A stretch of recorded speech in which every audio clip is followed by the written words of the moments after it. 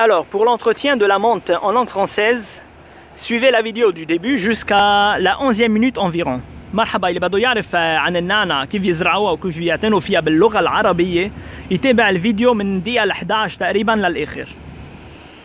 Alors, aujourd'hui on va parler de la menthe. Et on va faire vite parce qu'il pleut là.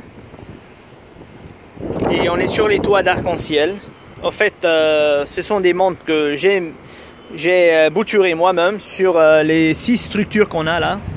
Parce que la maman elle est de l'autre côté. On va parler, je vais vous montrer un exemple de l'autre côté. Bon, c'est pas vraiment très propre. On est en train de faire des travaux là ici. Pour la menthe, l'origine de la menthe verte, elle nous vient du sud de l'Europe qui s'étend jusqu'en Égypte. Donc du côté bassin méditerranéen, côté nord. Et pas celui du sud parce que le côté sud c'est le Maghreb. On passe. J'ai juste noté sur un petit papier les étapes de ce que je vais parler. Pour la menthe, le type de la plante, c'est une plante vivace qui va mourir, qui va geler du haut mais repartir par la base. Pour la température de la plante, au fait, c'est une plante qui sera rustique selon les variétés. Je dis bien selon les variétés, entre moins 5 degrés et moins 15 degrés. Après moins 15 degrés, vous risquez de perdre toutes les racines de votre menthe. Elle ne va pas résister à moins de 15 degrés. Et là, mais si vous avez 10 degrés, déjà à 10 degrés, vous allez perdre toutes les branches. Mais elles vont repartir de la base et ça je vais vous montrer un exemple sur une autre structure. Je fais une petite pause et je vais là-bas. Et ben voilà, on était en train de faire des travaux et là on est entré en confinement il y a 2 mois et demi.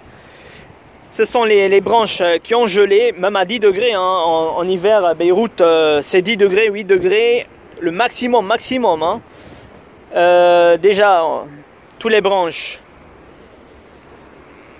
sont mortes, mais puisque c'est une plante vivace, là voilà, on est presque au printemps maintenant. Aujourd'hui on est le 18 mars et là la plante elle démarre de la base. Bon, ce que je vais faire, on va tout nettoyer, tout ce qui est sec on va nettoyer et laisser la plante démarrer à nouveau. Bon, on va passer à l'exposition. L'exposition c'est le soleil. La plante de la menthe adore le soleil. Une exposition ensoleillée toute la journée, la plante sera mieux épanouie. Voilà. Elle peut pousser à la lumière, mais je préfère elle préfère le soleil que la lumière. Pour avoir une belle plante, il faut du soleil. Voilà. On va passer maintenant à l'arrosage. C'est une plante qui doit être arrosée régulièrement. La plante ne supporte pas la sécheresse. Donc en été, si vous êtes à Beyrouth, une fois chaque 2 jours, parce que la plante sera en plein soleil et à Beyrouth, l'été est très chaud.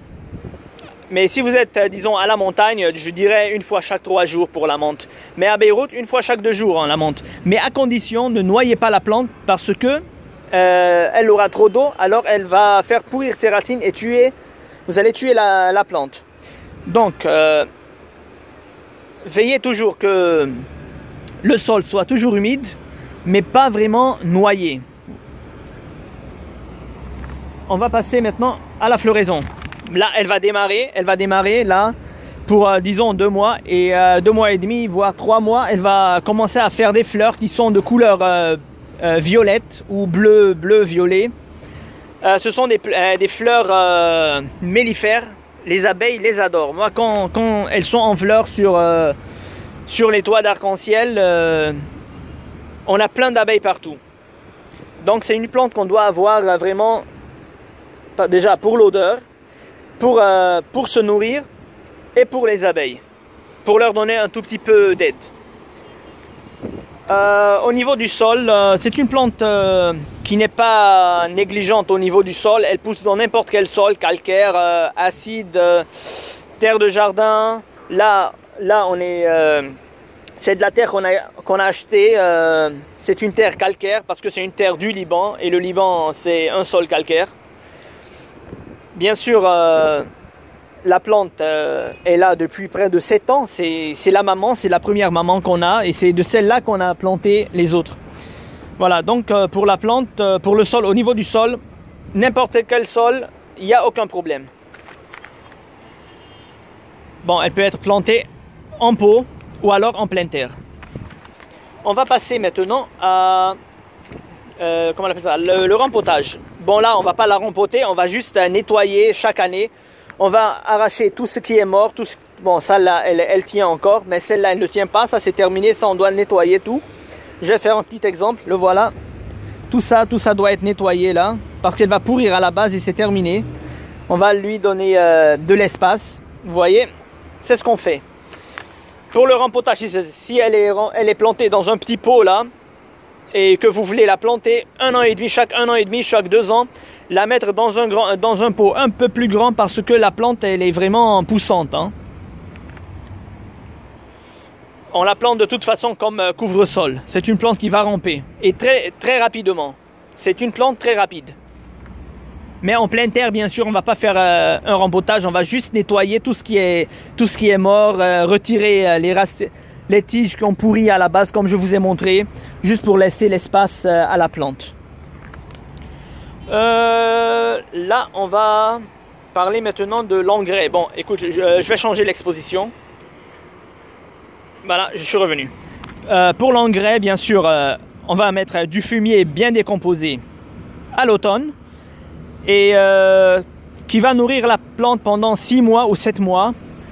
Et on peut lui faire un apport de compost en été, une fois chaque 2 voire 3 mois, un apport de compost, juste un tout petit peu, pour donner un tout petit peu de nourriture à la menthe. Parce que c'est une plante qui est gourmande. Bon, on passe maintenant, on a parlé du rempotage, on a parlé de l'engrais. La multiplication, pas plus facile, pas plus simple que la multiplication de la menthe. De toute façon, ces structures-là, c'est moi qui les ai multipliées par bouturage. Et ça, je vais vous montrer comment. Je ne vais pas faire un exemple là, je n'ai pas envie de multiplier une menthe maintenant, mais je vais vous dire comment. On peut le faire déjà par semis au printemps. Je vous déconseille, ne vous embêtez pas, prenez juste une tige et plantez-la.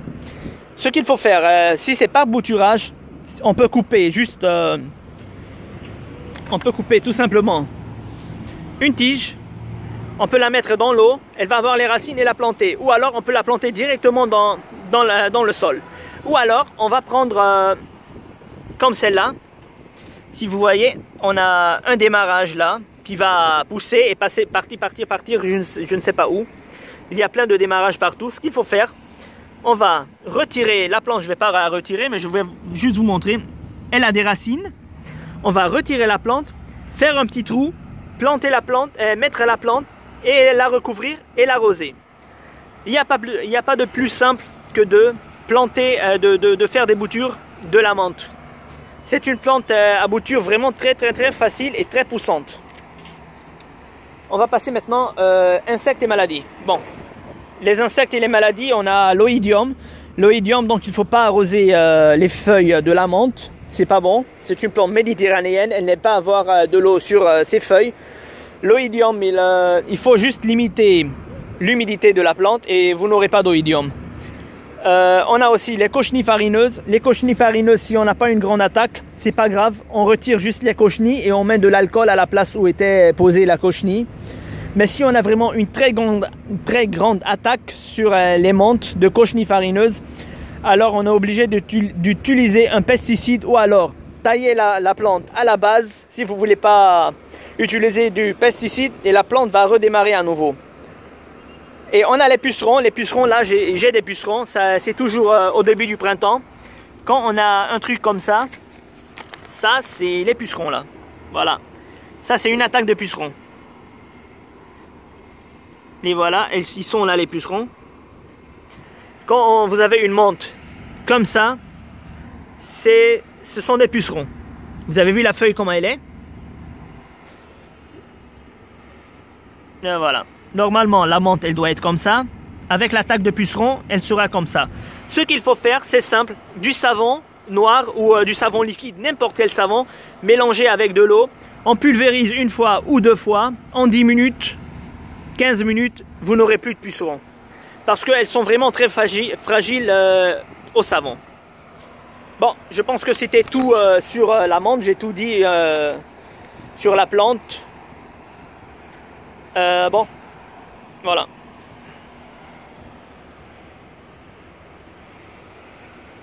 اوكي اليوم بدي احكي شوي عن النعناع. هلا النعناع بدي بلش بالاصل. هلا انا كاتب على ورقه بس الايتابات اللي بدي احكي فيهم منشان ما انسى احكي عن شيء. بدنا نبلش اول ايتاب هي الاوريجين، الاصل تبع النبته. هلا نحن على سطوح اركانسيل، جمعيه اركانسيل مطرح ما بشتغل. هولي انا زرعهم شتا الصغار من امية ورا. هلا بفرجيكم عليها وما حنطول لانه عم بتشتي. هلا بتشتي علينا. هلا ما في كتير اشياء مزروعه لانه نحن هلا اخر الشتويه بلشنا بالربيع. هلا بدنا نبلش نزرع وهلا اصلا النعناع بلش يفرخ. طيب الاصل النعناع اصلا من البحر الابيض المتوسط من ميلة فوق، يعني عم نحكي من تقريبا فرنسا وصولا لمصر، مش من ميلة تحت، يعني مش من ميلة افريقيا. فهي بلانت ميديتيرانيان، يعني هيدي نبته اصلا من البحر الابيض المتوسط. بدنا نحكي هلا هي التيب تبع البلانت. شو هي البلانت؟ هيدي بلانت فيفاس. فيفاس يعني بتموت بالشتويه بترجع بتفرخ بالربيع. هلا نحكي عن التمبيراتور. التمبيراتور اللي هي تحملها للبرد. اول شيء نحن ببيروت والحراره ما بتنزل ببيروت اكثر من 10 درجات 8 درجات عن جد اذا كان في عواصف. بدي فرجيكم شو صاير هونيك، كل سنه بيصير هيك. النعناع ما بتتحمل برد، بتيبس كلها من فوق وبترجع بتفرخ من تحت. هلا حسب الانواع ممكن الشروش تاعولها تتحمل برد بين 5 تحت الصفر او 15 تحت الصفر، بس تحت 15 تحت الصفر النعناع ما حتتحمل وحتموت. بس اذا على 10 درجات بلشوا يبسوا من فوق ما في ولا اي مشكله، لانه بالربيع حيرجع يفرخوا. حاعمل بوز وفرجيكم على شو قصدي. اوكي هلا هيدي النعناع، هيدي الاميه تبع النعنعات كلهم. هيدي صار لها بهيدا البو تقريبا شي 6 سنين او 7 سنين. هيون كله يبس، ما تحملوا البرد، ما بيتحملوا 10 درجات، خلص كله بيموت. بس ما في ولا مشكله لانه خلصنا هلا بالشتويه، بلشنا نفوت بالربيع وهيون كلهم بلشوا يفرخوا. هلا ليه ما قصيتهم؟ لانه كنا عم نعمل نتواياج، كنا عم ننظف كل شيء واجوا سكروا البلد. هيدا بشهر 2 تقريبا، نحن اليوم 18 شهر 3 2021، فما قدرنا نشتغل فتركنا. هلا بس هلا بدنا نرجع ننظف كل شيء.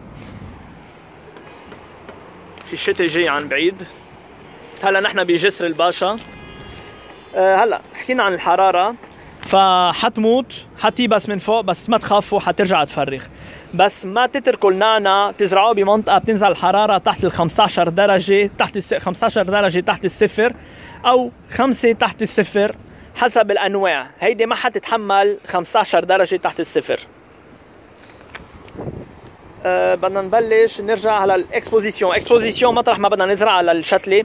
النعناع نبته بتطلع اصلا من بحر الابيض المتوسط، يعني منطقه شمس. النعناع بينزرع تحت الشمس تحت الشمس تحت الشمس.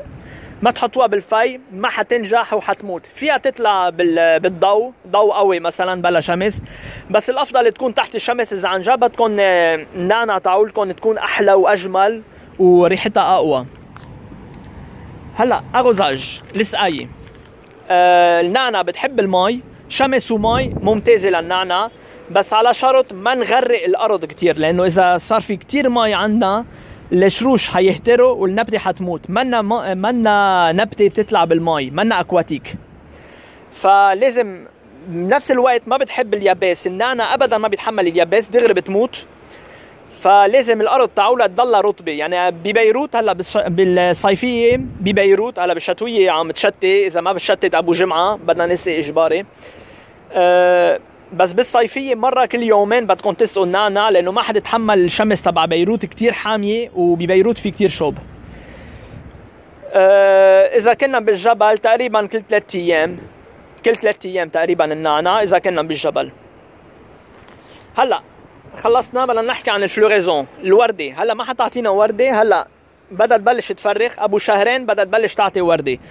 هيدي نبته ميليفير. ميليفير يعني بتشد النحل. انا عندي لما بترك كم وحده تعمل لي ورد هون، الورده تاعولتها موف ازرق موف، بيكون عندي النحل على السطح بشكل مش طبيعي، لانه هيدا زهره النعناع بتعمل اتيري يعني بتجيب النحل، وهيدا شيء كتير منيح للطبيعه. فانا بنصح انه تزرعوا النعناع حتى لو ما بتحبوا طعمتها او ما بتحبوا النعناع، زرعوها على القليل لتعمل ورد لتجيبوا النحل عندكم بالجنينه. اول شيء لنساعد النحلات، ثاني شيء النحل حيعمل لكم التلقيح بقلب الجنينه عندكم. الورده تاعولتها بتطلع بالصيفيه طبعا، مش بالربيع. هلا السول يلي هي التراب، النعناع منا نيئه ابدا على التراب تاعولتها، بتطلع باي تراب، كلسيه، اسيد، عاديه، حمراء، صفراء، موف، يلي بدكم اياه، ما عندها اي مشكله على الارض. هول تراب اصلا جبناهم من المشات اللي بيبيعوا تراب كلسيه لانه تراب لبناني، وما في اي مشكله. النعناع هي مدت وكتير منيح، وهلا بيزرعوها هي كنبته بتمد كتير، بيسموها كوفر سول ليغطوا مثلا ارض يابسه بتصير خضراء. اذا بدكم بلشت تنقط كمان لازم عجل. هلا رامبوتاج لما بدنا نرجع ننقلها، اذا كانت بالارض ما في مشكله، بس اذا كانت ببو صغير بدنا ننقل. النعناع بتكبر بسرعه، فكل سنه ونص بدنا ننقلها لبو اكبر. هلا هون ما حنقلها طبعا لانه مزروعه ومادي اصلا، بس كل شيء لازم تعملوه تشيلوا كل شيء يابس. شفتوا كيف مهريه من تحت؟ يعني لانه هول تبع الشتاء بلشوا يبسوا قصدي، بدنا نترك مجال للجداد يفرخوا، فبتشيلوا كل شيء بتنظفوها على الاخر. شفتوا كيف؟ بهيدي الطريقه. شفتوا كيف؟ بتنظفوا كل الارض من اليابس، وبتتركوا النبته عن جد. هيو مثلا ليك كيف عم بيفرخوا تحتها، اذا تركنا اليابس عليها حتقتلها للشكل الجديد وما حتفرخ بشكل طبيعي بشكل منيح. فبنشيل كل شيء بهيدي الطريقه لنفتح لها مجال ترجع تفرخ عن جديد نعناع جديد وحلو وممتاز للاكل وريحتها كثير قويه. الغامبوتاج حكينا. هلا بدنا نحكي عن الانغري، كيف بنغذيها. بالخريف بدنا نحط لها زبل يلي بدها تغذي الارض تقريبا 6 اشهر 7 اشهر، يعني لوصولا للصيفيه. بالصيفيه فينا نحط لها كومبوست، بنحط شويه كومبوست كل شهرين فوقها هيك وبنسقي، لانه الكومبوست حتغذي الارض بس شي شهرين ونص، مش اكتر من هيك. هلا حوقف الفيديو هون، زهقت من هون، بدي اروح على المطرح الثاني. هلا بدنا نحكي عن الملتيبليكاسيون كيف بنشتلها. فينا نزرعها بذر بالربيع. شو بدكم بهالشغله؟ ما توجعوا راسكم، لانه النعناع بتطلع ولا اهين من هيك بشتله. فيكم تقصوا الشتله تحطوها بالمي لتفرخ شروش وتزرعوها، او فيكم تزرعوها دغري بقلب الارض وضلكم عم تسقوها منشان ما ينشف الارض عليها. والاهين شيء فيكم تجوا النعناع بتصير تمد مثل هلا بدهم يبلشوا يمدوا وين ما كان. هلا بدهم يمدوا لي وين ما كان هون. هيون ليكوا كيف شفتوا. هلا اهين شيء تجوا تعملوه بس بتبلش تمد بالربيع، تجوا بتشيلوا وحده. هلا هول عم بيعملوا شروش، شفتوا الشروش؟ بتشيلوا شقفه منها بتقصوها وبتزرعوا، بتعملوا حفره هون وبتزرعوا النعناع وبتغطوها وبتسقوها دغري حتاخد على الارض، ما في ولا اي مشكله. اهين شيء بالحياه انكم تزرعوا نعناع وبدها تمد وبتمد بسرعه. يعني تخيلوا هولي انا زرعون السنه الماضيه كانوا بوتور مثل كيف فرجيتكم. شلت وحده بس من الارض من الاميه اللي هونيك، حطيتها هيدي بال 2020 بالربيع 2020 وعبوا لي المنطقه كلها دغري بتمد النعناع.